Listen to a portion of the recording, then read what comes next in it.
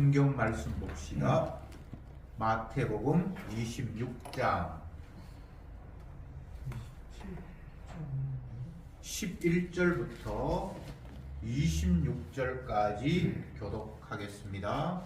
27장 11절에 예수께서 총독 앞에 섰음에 총독이 물어가는데 네가 유대인의 왕이냐? 예수께서 대답하시되 네 말이 옳도다 하시고 대제사장들과 장로들에게 고소를 당하되 아무 대답도 아니하시는지라. 이에 빌라도가 이르되 저희가 너를 쳐서 얼마나 많은 것으로 증거하는지 듣지 못하느냐 하되 한마디도 대답지 아니하시니 총독이 심히 이르더라. 명절을 당하면 총독이 무리의 소원대로 죄수 하나를 놓아주는 전례가 있더니 그때에 바라바라 하는 유명한 제수가 있는데 저희가 모였을 때에 빌라도가 물어가로되 너희는 내가 누구를 너희에게 놓아주기를 원하느냐 바라바냐 그리스도라 하는 예수냐 하니 이는 저가 그들의 시기로 예수를 넘겨준 줄 아미래라. 총독이 재판 자리에 앉았을 때에 그 아내가 사람을 보내어 가로되 저 옳은 사람에게 아무 상관도 하지 마옵소서. 오늘 꿈에 내가 그 사람을 인하여 애를 많이 썼나이다 하더라. 대제사장들과 장로들이 무리를 금하여 바라바를 달라 하게 하고 예수를 내가자 하게 하였더니 총독이 대답하여 가로되 둘 중에 누구를 너희에게 놓아주기를 원하느냐 가로되 바라바로소이다. 빌라도가 가로되 그러면 그리스도라 하는 예수를 내가 어떻게 하랴. 저희가 다 가로되 십자가에 못 박혀야 하겠나이다.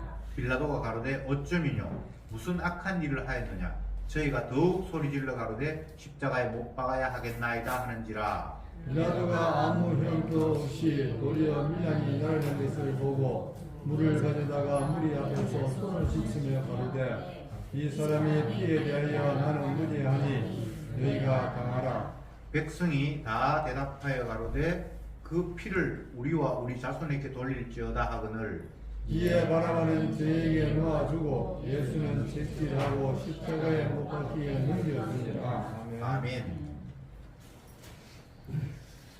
오늘 읽은 본문은 예수님이 재판받는 장면을 기록하고 있습니다.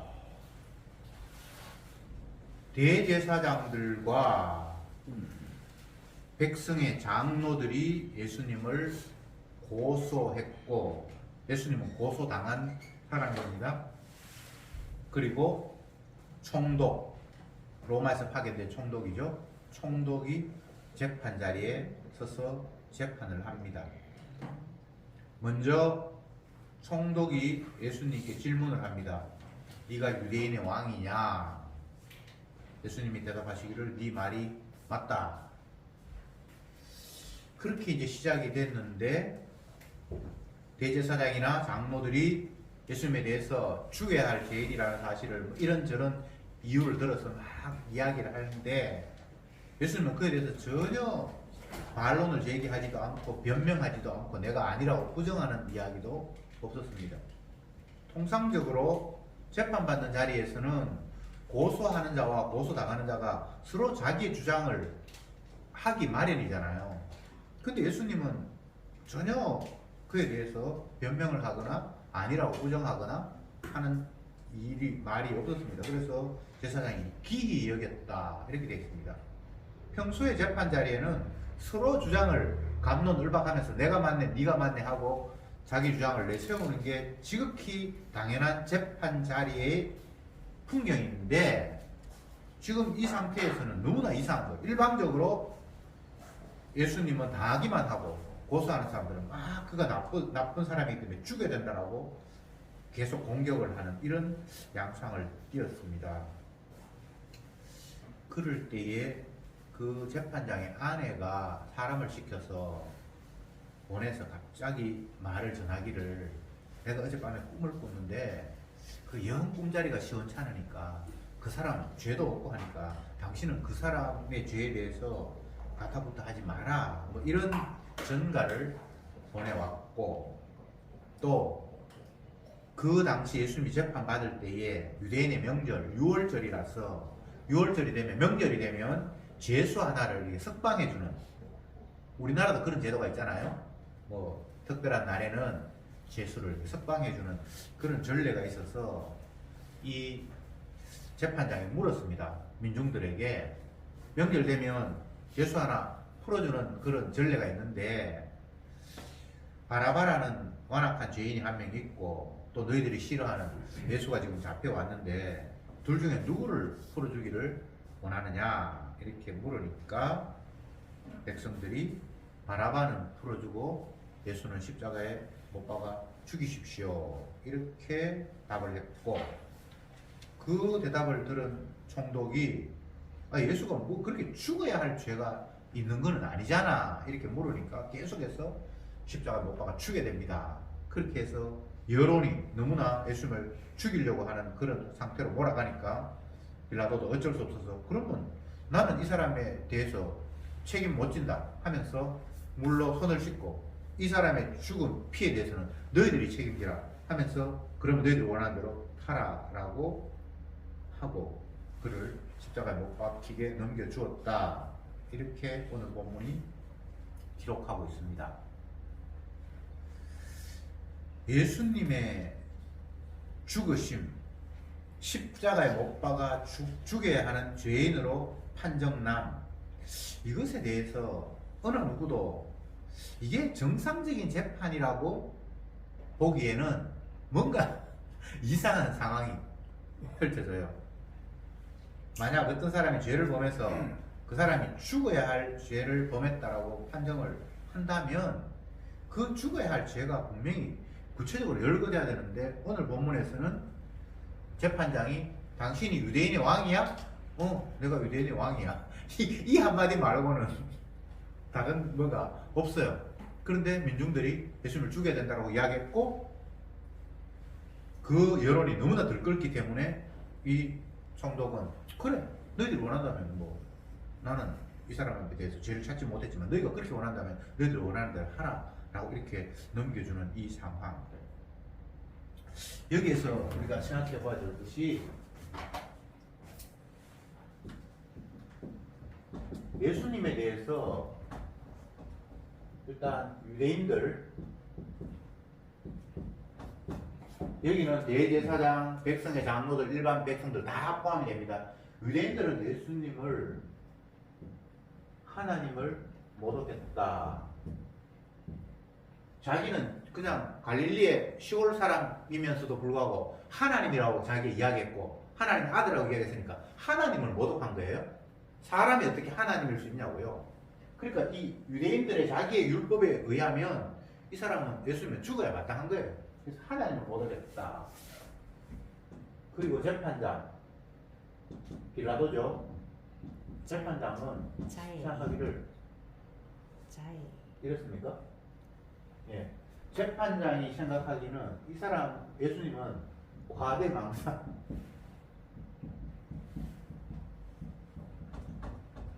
돈키호테처럼 그냥 지가 왕이라고 하니까 왕은 아니잖아요. 진짜 이거 좀 또라이, 자기 혼자 자기를 대단한 사람으로 뭐 기적도 좀 행하고 자기를 따르는 사람이 있으니까 진짜 자기가 뭔가 대단한 사람이 된 것처럼 우쭐대면서 내가 왕이다라고 이렇게 해서 뭔가 정신적으로 이상한 그런 정도의 사람으로 생각을 했어요. 그렇지만 죽여야 할 만큼 그렇게 큰 죄는 아니어서 적당히 풀어주려고 했는데도 불구하고 여론이 워낙 들끓으니까 어쩔 수 없이 예수님을 그냥 그럼 너희들이 원하는 대로 해라. 나는 죄를 찾지 못했지만 너희들이 그렇게 죽인다고 원한다면 너 그 백성 뭐 너희들이 죽이는 거 내가 굳이 반대할 이유가 없지라면서 넘겨주는 이런 상황. 그런데 예수님은 반드시 사람들의 손에 잡혀서 죽어야만 하는 것이 자기의 책무였습니다. 아버지가 자기에게 맡긴 임무였어요. 그래서 재판자리에서 한마디도 변명하지 않았습니다. 변명할 이유가 없었습니다. 그 전에 예수님께서 겟세마네 동산에서 아버지 앞에 기도하실 때에 아버지여 이 잔이 물러갈 수만 있다면 물러가게 해주십시오. 그러나 나의 원대로 마옵시고 아버지 뜻대로 되기를 원합니다 라고 하면서 최종적으로 하나님의 뜻에 의해서 내가 죽어야 한다라는 것을 본인 스스로도 인정하고 제 아들도 다 그 상황을 봤죠. 예수님의 일은 아버지의 뜻을 온전히 이루는 것, 그걸 위해서 이 땅에 오셨습니다. 내가 이 땅에 온 것은 나의 뜻을 이루게 함이 아니요 아버지의 뜻을 이루게 하기 위해서 이 땅에 왔다. 그리고 예수님이 임신했을 때에 천사들이 나타나서 그 여인 마리아에게 한 이야기도 똑같은 이야기죠. 아들을 낳으리니 이름을 예수라 하라. 이는 저가 자기 백성을 저희 죄에서 구원할 자로 하나님께서 보내셨다. 이건 성경으로 인터됐으니까 다른 생각하지 말고 네 아들은 자기 백성을 저희 죄에서 구원할 자다. 자기 백성을 저희 죄에서 구원하기 위해서는 백성의 죄를 위해서 죽어야 되는 일이죠.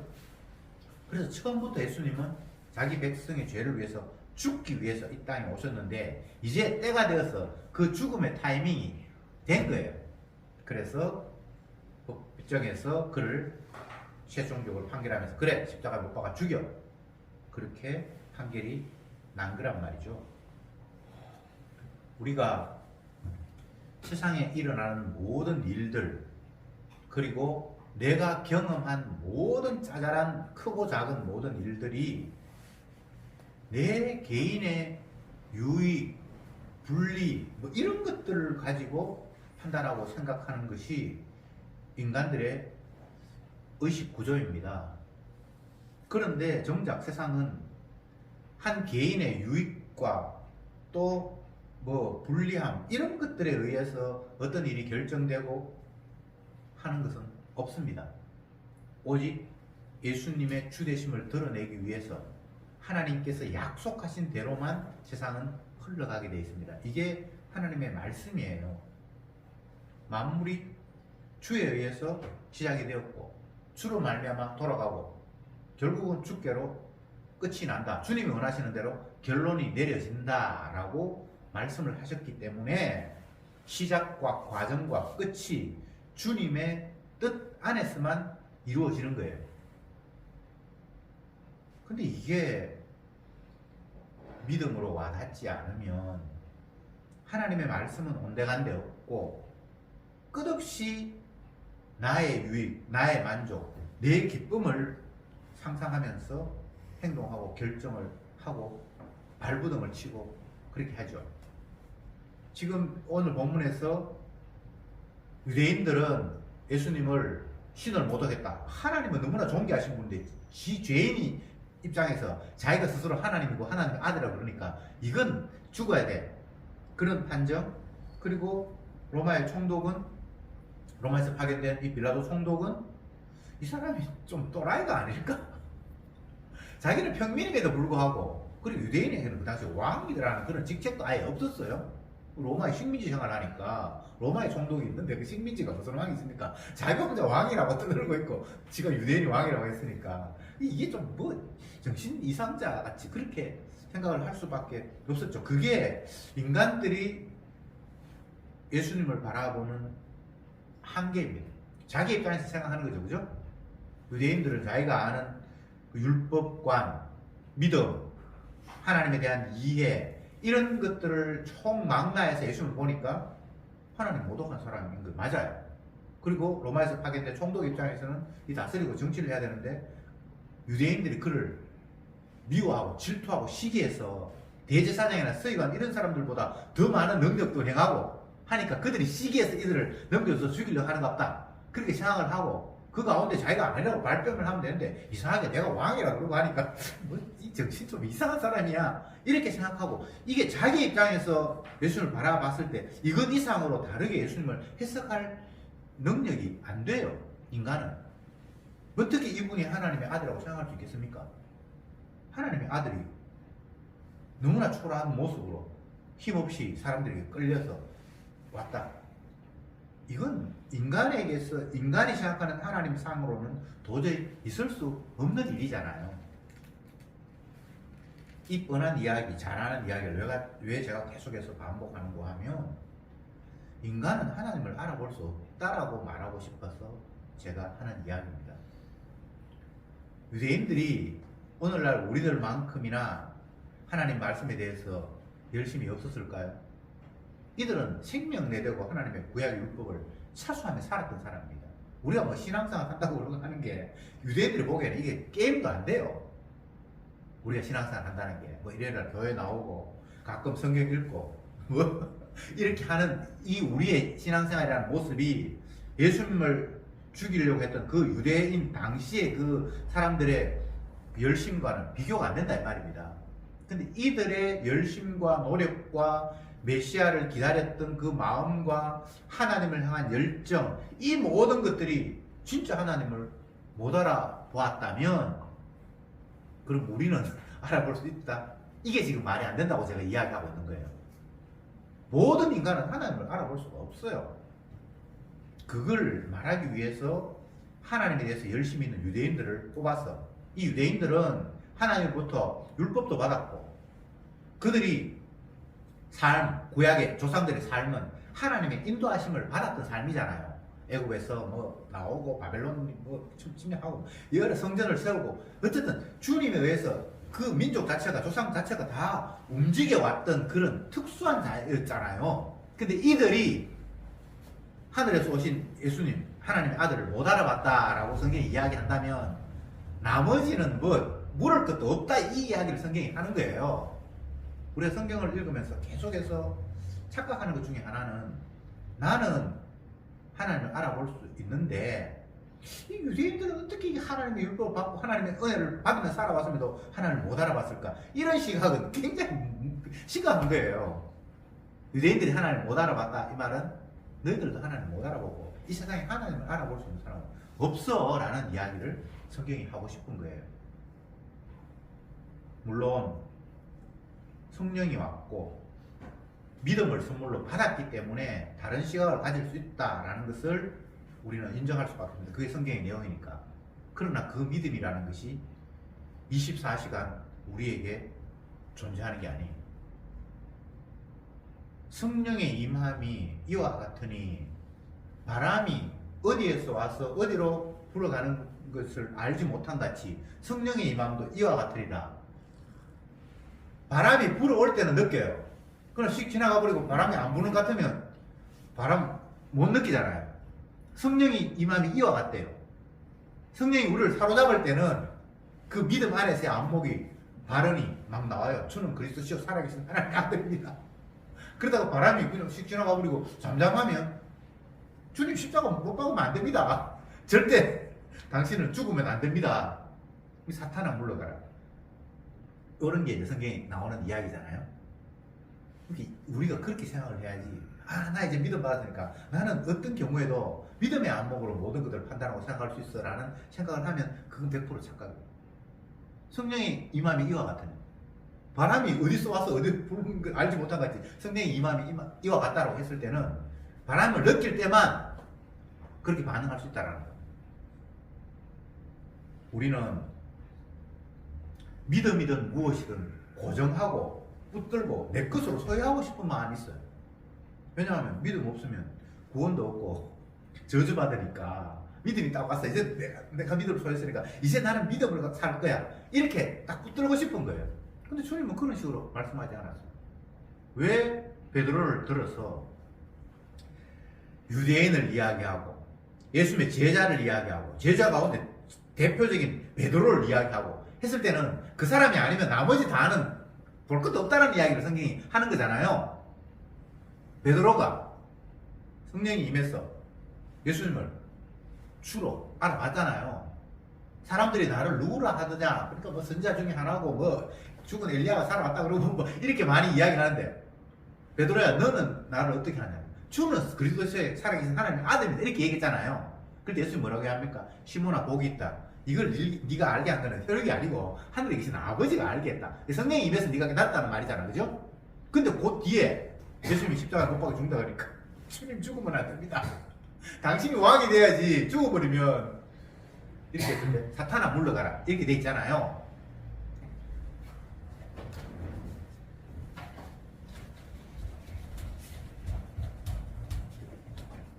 세상의 많은 사람들 가운데 유대인 이스라엘을 하나님께서 예로 들고 또 그 가운데 신약에서는 12 제자를 뽑아서 제자들의 삶을 보여주고 그 제자 가운데 대표를 베드로를 들어서 이야기하고 이건 대표입니다. 대표. 유대인이 하나님 율법을 받았고 주님의 인도하면서 홍해를 건너고 뭐 40년 동안 만나를 먹고 이렇게 하나님 은혜를 받았는데 결국은 우상 숭배하고 끝나버렸다라는 말은 누구도 하나님을 섬길 수 있는 인간이 없다라는 것을 유대인을 뽑아서 보여줬고 신약에 예수님 12제자를 뽑아서 기적행하고 무리를 걷고 뭐 500이열을 하고 별일 다 있었잖아요.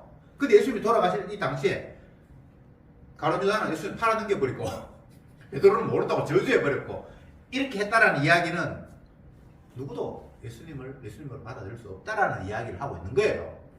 그 가운데 제가 베드로 이야기했습니다. 베드로가 예수님을 주는 그리스도시요 하나님의 아들입니다. 이렇게 얘기했다가 죽으면 안 됩니다. 이렇게 얘기를 하잖아요. 근데 요 상황과 요 상황이 한 개인으로 보면 똑같이 베드로에게서 나온 거죠. 근데 앞에서의 상황은 성령께서 알게 하셔서 나온 고백이고 뒤에는 그냥 육의 모습으로 죽으면 안 된다 이렇게 나온다 이 말입니다. 이걸 성경이 이야기하는 이유는 은혜 받은 사람, 성령이 임한 사람도 이런 식이라는 거예요. 무슨 말인지 알겠습니까? 물론 이걸 가지고 뭐 십자가 이전이니까 나중에 성령이 오면 다르다고 이렇게 말하는 사람도 있는데 물론 다른 측면이 있어요. 성령이 왔다가 떠나가는 건 아닌데 성령께서 우리에게 사로잡아서 깨닫게 하시는 그 순간은 신앙의 모습을 나타내고 예수 그리스도를 주라고 고백할 수밖에 없는데 또 그냥 가만히 있으면 육의 모습이 그냥 쓱 나온다 이 말입니다. 그게 로마서에도 보면 나오고 사도 바울 같은 그런 고백을 하잖아요. 베드로가 그런 일을 하는 것은 수없이 많아요. 은혜 받아서 복음 전하러 다니다가 사도 바울과 만났을 때에 원래는 이방인들하고 같이 식사하고 있었는데 유대인들이 쓱 오니까 밥 안 먹은 척하고 나가버렸다고 성경에 기록했잖아요. 그래서 베드로가 우승한다고 돼 있잖아요. 그게 아예 성령을 못 받았기 때문에 그런 행동을 하는 게 아니에요. 베드로가 다 성령을 받았어요. 맞죠? 그래서 능력을 행해. 그때 어떤 상황에서는 또 육의 모습이 그냥 나온다 이 말입니다. 자, 지금까지 했던 걸 이제 정리합시다. 은혜를 받았다, 성령이 임했다라는 것은 이제 예수님을 메시아로 볼 수 있는 안목을 하나님께서 주셨다라는 거예요. 그 전에는 누구도 예수님을 메시아로 알아볼 수 없다라고 한 것이 성경의 이야기잖아요. 그렇죠? 그런데 성령이 오면 베드로의 고백처럼 주는 그리스도시고 살아계신 하나님의 아들이잖아요. 이렇게 이야기를 하고 그렇게 이야기한 것은 이 베드로 본인의 안목이나 그런 것이 아니라 하나님께서 네게 알게 하셨다. 믿음을 선물로 줬다는 거잖아. 그죠? 믿음을 선물로 받지 않으면 누구도 예수를 알아볼 수 없다. 이게 1번이고 그 다음 그 믿음이라는 게 24시간 내가 소유해서 그 안목으로만 내가 살아가는 것은 아니다라고 제가 이야기하고 있는 거예요. 그 다시 육의 본성이 또 튀어나오고 그래서 사도 바울 같은 사람은 나는 공고한 사람이다. 내가 하나님 말씀에 순종하고 싶은 마음도 있지만 또 한편으로 내 육신의 욕망이 피어나오고 있다. 요렇게 된다 이 말입니다. 예, 요까지 이제 정리했습니다. 자,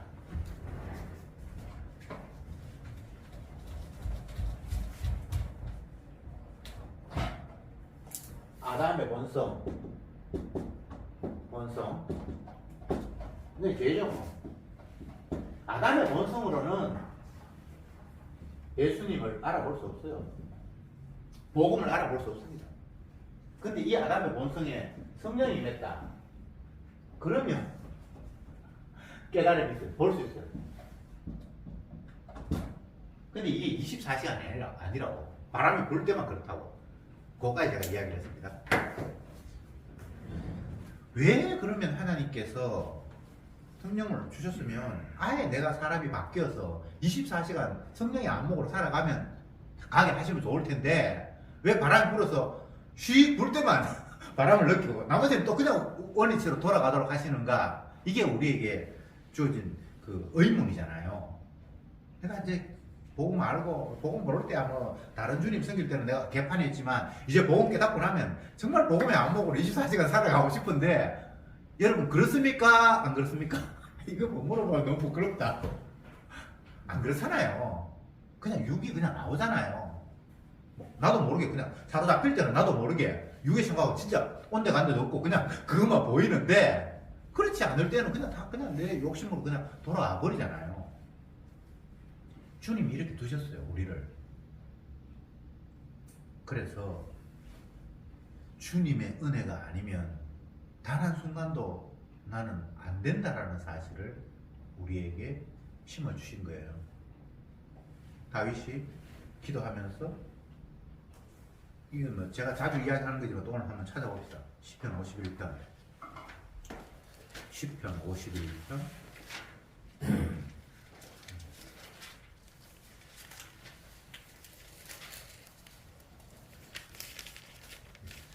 앞부분에 제가 표제 읽어볼게요. 다윗의 시, 영장으로 한 노래. 다윗이 밧세바와 동침한 후 선지자 나단이 저에게 온 때에 이렇게 돼 있죠. 이 다윗이 밧세바를 범하고 난 이후에 선지자가 찾아와서 그를 책망을 하잖아요. 그래서 이제 깨달았어요. 내가 정말 죄인인 거라. 그래서 이제 이 시를 썼는데 나는 엄마가 죄 중에 내었기 때문에 나는 죄밖에 나오는 것이 없습니다. 뭐 이렇게 쫙 이야기하고 하나님이 기뻐하시는 것은 뭐 상한 심령이다 이런 이야기를 하고 쫙 하는데 그 다음에 요걸 보고 주님이 꺾으신 뼈를 기뻐한다. 그러니까 메시아를 통해서만 기뻐하시지 내가 행동 잘하는 건 없다라고 이야기를 하고요. 그 다음에 10편 2편 넘어갑시다.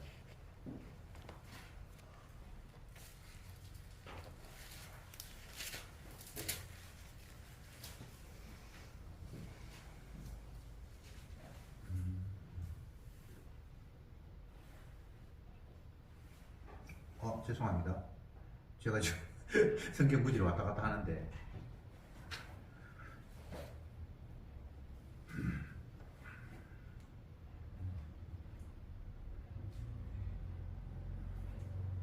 성신을 거두지 마옵소서라는 본문이 있었는데 제가 지금 그게 어디에서 있는지 지금 왔다 갔다 하는데 그냥 그건 나중에 본문 찾아보기로 하고요. 다윗의 기도 가운데에서 성신을 내게서 거두지 마옵소서라는 그런 기도를 합니다. 왜 그런 기도를 하는가 하면 주의 영이 나를 떠나가 버리면 내가 그냥 말짱 도루묵이라는 거예요. 주님이 나를 사로잡을 때만 내 모습은 주님 앞에 인정받을 만한 모습이 되고 주님이 어떤 분인지를 제대로 볼 수 있는 그런 자가 된다라는 거예요. 그러니까 이 말이 얼마나 중요한 이야기인가 하면 자꾸 우리는 뭔가 고정되어 있다고 착각을 하고 내가 예수 믿는다고 자꾸 착각을 해요. 여러분 예수 믿는 사람 아닙니다. 믿음이 오지 않으면 성령이 오지 않으면 나는 그냥 불신자예요. 여러분 불신자로 살아가잖아요. 솔직히 말해보세요.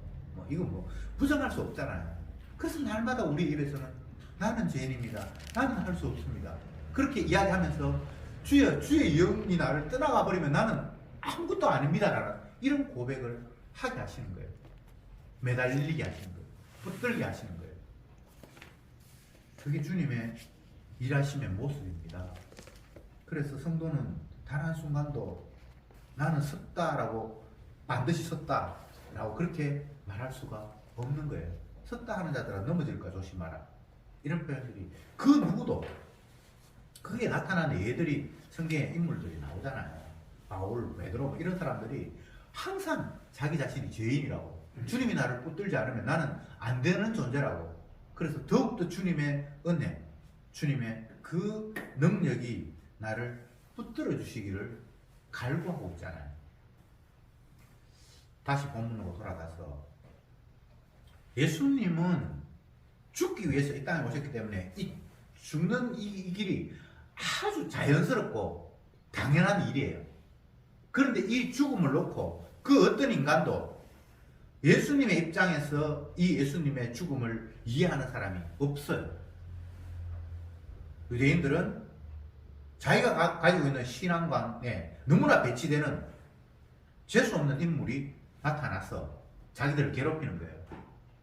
입만 열면 죄인이라고 공격하고, 뭘 열심히 하고 있는데 그것도 외식이라고 공격을 하고, 뭘 하고 있는데 그거는 사람의 유전이지 하나님 뜻이 아니라고 이야기하고, 뭐 하는 족족마다 다 시비를 거는 거예요. 그럼 자기가 하나님 아들을. 그러니까 하나님을 모독하는 것뿐만 아니라 그들이 하는 모든 행동에 대해서 다 태클을 거니까 짜증이 나서 견딜 수가 없는 거예요. 그래서 예수님을 죽이는 거예요. 근데 정작 예수님은 그들에 의해서 죽임을 당해야 되기 때문에 계속해서 그들을 부추기는 거예요. 화를 막 일으키는 거예요. 죽여, 죽여, 죽여. 이런 식으로. 그래야만 아버지의 뜻이 이루어지기 때문에. 그래야만 이 땅의 모든 인간들이 다 죄인이라는 사실이 최종적으로 확정되기 때문에. 의인은 없나니 하나도 없다 라는 것을 보여줘야 하기 때문에 그들에 의해서 예수님은 죽임을 당해야 했던 거예요.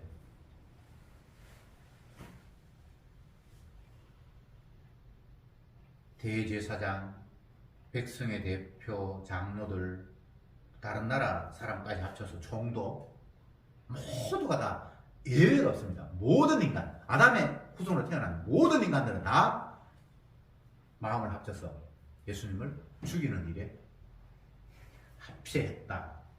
뭐 빌라도가 물에 손을 씻으면서 나는 이 사람 피 흘린 건데 죄 없다. 너희들이 죄 담당해라. 난 이 사람 죽일 죄 찾지도 못했는데 너희들이 원해서 내가 죽이는 거야. 난 죄 없어라고 씻는다고 했어. 그 사람이 예수를 죽인 죄에서 벗어날 수 있나요?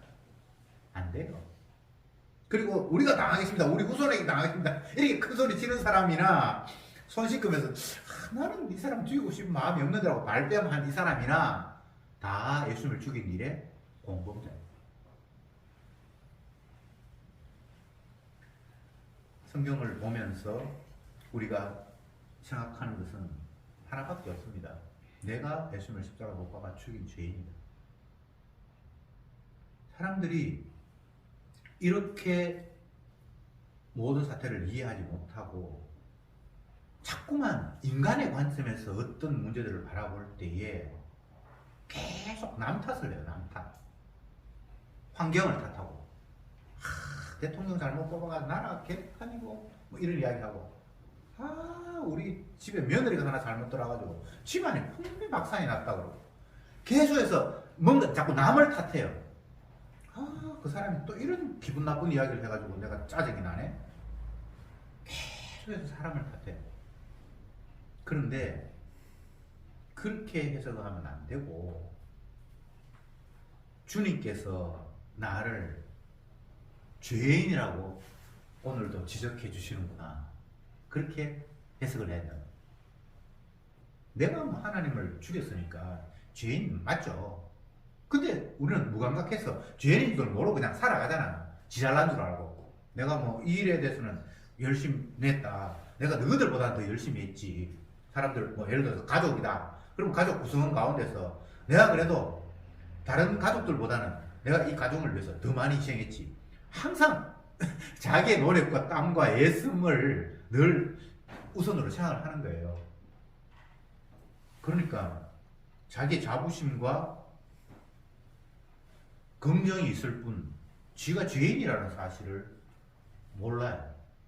가정에서도 내가 죄인이고 교회에 와서도 내가 교인들 가운데 내가 죄인이고 어떤 상황에서 내가 죄인이 돼야 되는데 죄인이 안 되는 거예요.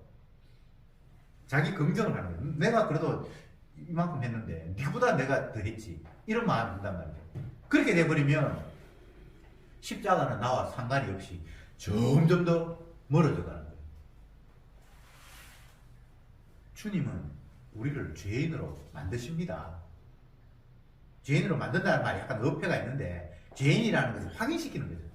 원래 죄인인데 죄인인 줄 모르니까 너 죄인이야 라고 확인시키는 일들이 계속해서 벌어지는 거예요. 그러니까 은혜가 오면 내가 정말 완악한 죄인이구나 라고 깨달으면서 결국은 주님의 십자가를 다시금 바라보게 하시는 거예요. 그게 주님의 은혜예요. 죄인이 안 되면요 십자가가 가까이 올 수가 없습니다. 나는 죄인을 부르러 왔다 그러는데 죄인이 돼야지만 주님과 만남이 일어나죠. 이걸 자꾸 사람들이 놓쳐요. 나는 의인을 부르러 온 것이 아니라 죄인을 부르러 왔다. 그 말은 주님 만나기 위해서는 내가 죄인이 돼야만 가능하다. 내가 죄인이 아니면 죄인을 부르러 오신 예수님을 만날 이유가 없잖아요. 그래서 주님은 우리를 날마다 죄인 되도록 네가 죄인이라는 사실을 깨닫게 하시는 일을 발생시키는데, 그 가운데서 뭐 사람과의 만남이 있고 어떤 사람이 나를 뭐 모함하기도 하고 내가 억울한 일을 당하기도 하고 또 아니면 뭐 천재지변이 일어나기도 하고 여러 가지 상황들을 주님께서 만드시는데, 그 상황은 자연을 탓할 일도 아니고 사람을 탓할 일도 아니고 주님께서 일으키신 일이에요. 그래서 내가 그 일 앞에 내가 또 교만했구나, 내가 주님을 십자가에 못 박아 죽인 죄인이구나, 이렇게 자기 자신을 죄인으로 폭로하고 고백할 때만 주님의 십자가의 은혜가 우리에게 은혜로 다가오는 이런 구도, 이게 주님의 일하심의 모습입니다. 이런 말씀을 제가 드리고 싶습니다.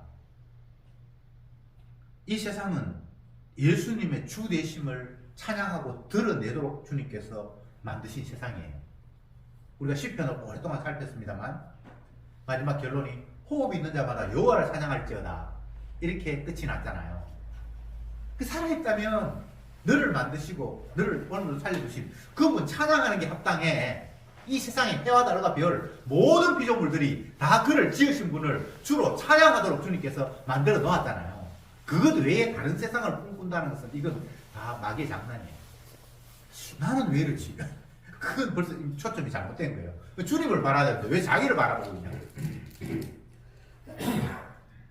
다른 사람을 바라보는 것도 엉터리고 나를 바라보는 것도 엉터리고, 근데 인간은 남을 바라보면서 자기를 확인하고 이거 말고는 하는 게 없어요.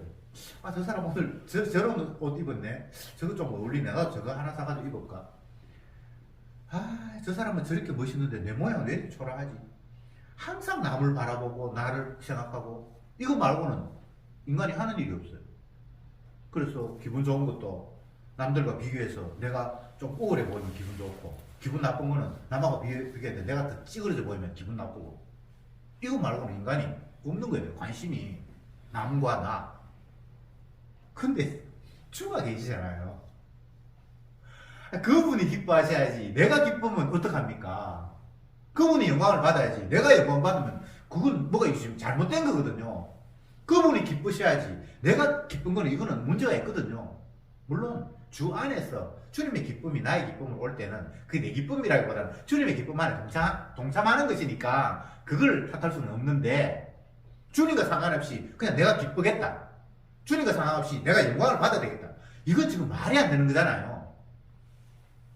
그래서 주님은 가장 극단적인 모습으로 자기 자신의 주되심을 드러내는데, 그게 죽임이잖아요. 가장 비참한 모습으로, 처참하게 당하는 모습으로 자기 자신의 주임을 드러내요. 이건 어떤 의미입니까? 너는 네가 잘되고 화려하고 존경받고 이렇게 하면 영광이 된다고 생각하지.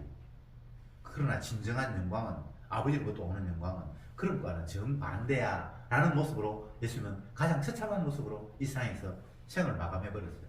그렇게 해야만 그것이 진정 하나님께 영광이 되는 온전한 모습이라고. 그러면 우리도 예수님처럼 처참하게 죽어서 하나님께 영광 돌려야지. 이건 내가 꿈꾼다고 되는 일은 아니고요. 주님이 그런 식으로 우리를 활용하십니다. 이스라엘을 그렇게 활용하셨고, 제자들을 그렇게 활용하셨고, 제자의 대표 베드로를 그렇게 활용하셨어요. 내가 그렇게 하려고 해서 되는 건 아닙니다. 주님이 우리를 찌그러뜨시고 뭉개시고 낮추시고, 마치 이스라엘 백성들을 광야로 보내서 아무것도 아닌 그런 환경으로 낮추시듯이 성경의 예 가운데 오늘 아침에 이제 사사기를 읽으면서 다시 한번 또 생각했는데, 사사기에서 사사가 뭐 여러 명 나옵니다만 그 가운데 이제 분량을 많이 차지하는 대표적인 사사가 삼손이에요. 삼손. 그 삼손이 태어나기도 전에 하나님께서 그 엄마에게 네가 아기를 못 낳는데 아기를 줄 거다. 그리고 그 아기는 태어날 때부터 나시린이다. 구별된 사람이다. 포도주와 뭐 독주를 입에 대면 안 되고 뭐 이렇게 짝하면서 구별된 삶으로 태어났다라고 이렇게 얘기를 해요. 그래서 그가 이제 성인이 되어서 하나님의 일을 하는데 블레셋 가운데서 자기 백성을 구원하는 일을 하나님이 시키죠.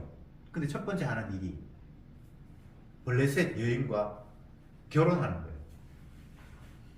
나시린은 구별된 사람이잖아요. 그런데 이방 여인하고 결혼하는 게 그의 사명의 출발이에요. 성령이 그렇게 시켰어요. 그걸로 꼬투를 해가지고 그들을 블레셋을 공격하기 위해서 하나님께 시키신 거예요. 근데 이 부모는 뭐라고 이야기하는 거예요? 야 이놈아, 이스라엘 백성들 가운데 우리 혈족 가운데 결혼할 사람 많은데 왜 이방인 여자하고 결혼하냐? 그게 그냥 인간의 시각이죠. 하나님은 그를 나시리로 뽑아놓고 이방 여인과 결혼을 하면서 하나님의 일을 하는 일에, 블레셋에서 자기 백성을 구원하는 일에 그를 투입해요. 참 인간적으로 보면 하나님이 얄미워요. 좀 포함나게 깨끗하게 나시린으로 살았으면 정말 정결하게 그렇게 모습으로 이스라엘 백성들 앞에 하나님의 일을 하는 모습을 보였으면 얼마나 좋겠습니까? 마치 호세아하고 똑같은 거죠. 네 이방 엄난한 여자와 결혼해서 엄난한 아들을 낳아라. 왜? 이스라엘 백성들이 이렇게 엄난한 것을 보여주기 위해서 네가 그런 삶을 살아야 된다. 선지자한테 하나님 그런 걸 시키는 거예요.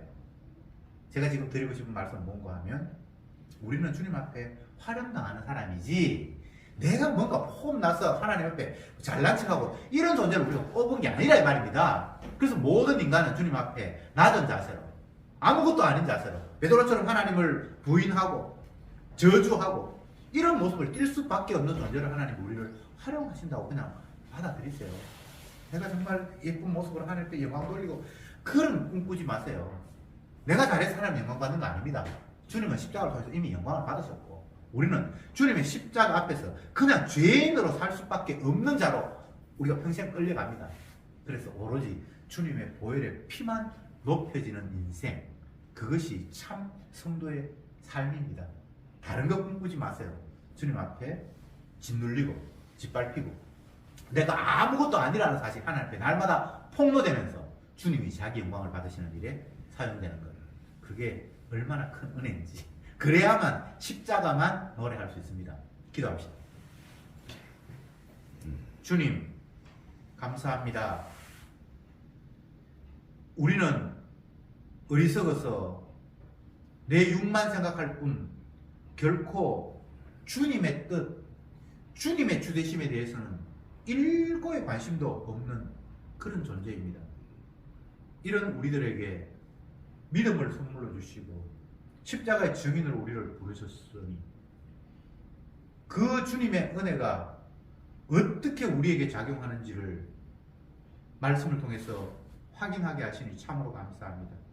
내가 높아지는 것이 아니라 나는 완전히 부서지고 망가지면서 오로지 주님의 주되심만 드러내는 식으로 우리가 활용당하게 되니 이것이 바로 주님의 일하심이요 오로지 주님만 영광받아야 된다는 사실을 우리들에게 깨우치심인 줄 믿습니다.